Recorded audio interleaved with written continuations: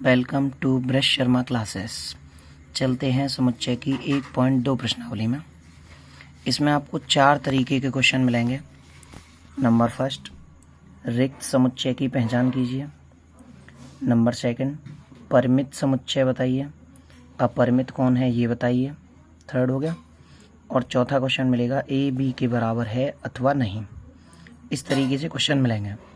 सबसे पहले हम बेसिक पॉइंट से चलते हैं। रिक्त समुच्चय, नाम से स्पष्ट हो रहा है, रिक्त माने खाली।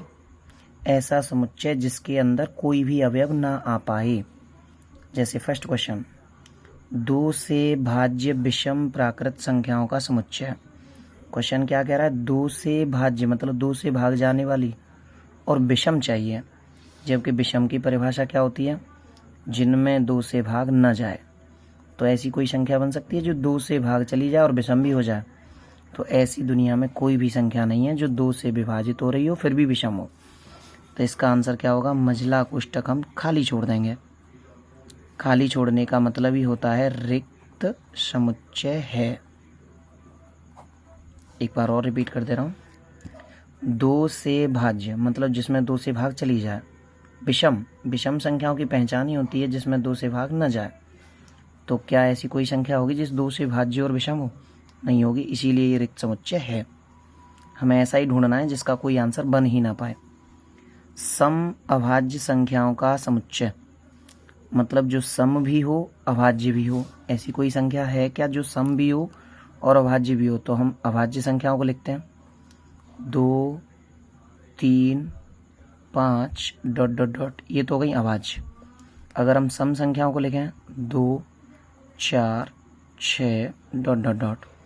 इन दोनों में कॉमन ऐसी है जो सम और अभाज्य दोनों में आ रही हो? हाँ, 2 है। तो इसका आंसर क्या होगा? मझला कोष्ठक के अंदर 2।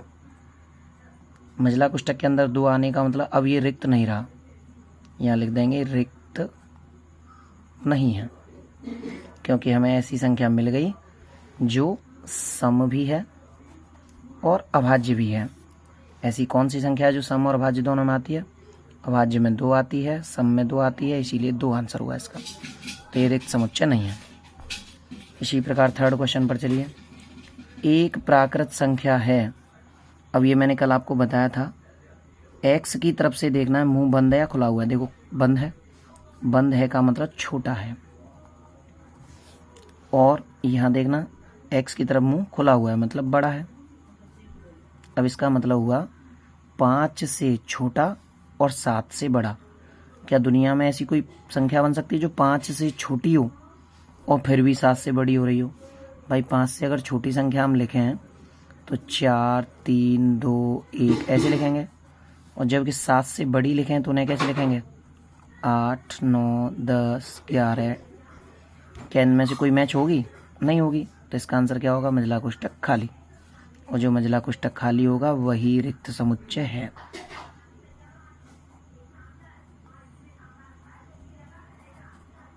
रिक्त समुच्चय है। अगेन, ऐसी संख्या ढूंढनी थी जो 5 से छोटी हो, 7 से बड़ी हो। ऐसी कोई संख्या नहीं बन सकती जो एक बार 5 से छोटी हो जाए फिर वो 7 से बड़ी हो जाए, नहीं बन सकती। हाँ, ये रिक्त समुच्चय है। क्लियर हुए रिक्त समुच्चय के बारे में? अब चलते हैं परिमित। परिमित समुच्चय की पहचान होती है जिसकी कोई लिमिट हो, लिमिटेड, और अपरिमित अनलिमिटेड, जियो के रिचार्ज की तरह। तो परिमित का मतलब जिसकी कोई लिमिट हो, अपरिमित का मतलब जिसकी कोई लिमिट ना हो, ... लिखते जाएं। जैसे वर्ष के महीनों का समुच्चय। हमें सबको पता है वर्ष के महीने कितने होते हैं? 12। वर्ष में कितने महीने होते हैं? 12। जनवरी, फरवरी, मार्च, अप्रैल, मई, जून। तो ये फिक्स है। तो ये कैसा समुच्चय हुआ? परिमित। जिसमें हमें पता चल जाए कि इसमें इतने अवयव आएंगे, वो तो फिक्स हो गया, उसे बोलेंगे परिमित, लिमिट है उसकी। और जिसमें पता ना चले, जैसे सेकंड क्वेश्चन को देखो, 1, 2, 3... अब ... का मतलब हमें नहीं पता ये गिनतियाँ कहाँ तक खत्म होंगी, तो इसकी कोई लिमिट नहीं है। और जिसकी कोई लिमिट नहीं है वो कैसा होगा? अपरिमित। इसी प्रकार इस जैसा क्वेश्चन देखो एक और ये भी है, 1, 2, 3... हमें पता है लास्ट कहाँ तक है? 100 तक। और जिसका लास्ट छोर पता चल जाए वो फिर कहलाएगा परिमित, क्योंकि उसकी लिमिट हो गई कहाँ तक? 100 तक। तो हमने 3 पढ़ लिया अब तक। रिक्त मतलब जो खाली रह जाए, जिसका कोई अवयव ना बन पाए। परिमित मतलब जिसमें लिमिट हो। अपरिमित जिसमें कोई भी लिमिट ना हो। और लास्ट क्वेश्चन पर चलते हैं, a बराबर b है अथवा नहीं। इसमें आपको बस ये देखना है a का आंसर b में है या नहीं, मतलब a और b दोनों बराबर हैं या नहीं, ये देखना है। इसमें चेक करो, a है, इसमें a है, इसमें b है, इसमें भी b है, इसमें c है, इसमें भी c है, इसमें d है, इसमें भी d है। अंतर क्या है? बस ये आगे पीछे लिखे हुए हैं। मझला कोष्टक में संख्याओं को आगे पीछे लिखने से कोई फर्क नहीं पड़ता। चाहे आप a को यहाँ लिख दो, a को यहाँ लिख दो, पढ़ेंगे उसे आप a ही। तो इसीलिए ये दोनों आपस में कैसे हुए? बराबर। a बराबर b होगा। बस तुम्हें ये देखना है वो उसमें है या नहीं, कौन से नंबर पे है उससे कोई मतलब नहीं है।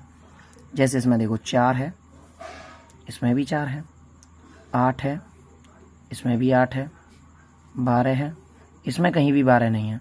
जब 12 है ही नहीं तो a b के बराबर नहीं है, नहीं है, a b के बराबर नहीं है। तो ऐसे करके क्वेश्चन नंबर 1 तो अकेला ही रिक्त समुच्चय, पर 2 और 3 में आपको परिमित अपरिमित जैसे क्वेश्चन मिलेंगे। और 4, 5, 6 ये सब क्वेश्चनों में आपको a बराबर b वाले क्वेश्चन मिलेंगे। फिर भी अगर किसी कोई क्वेश्चन में दिक्कत हो तो आप कमेंट में लिख के बता सकते हैं। Thank you.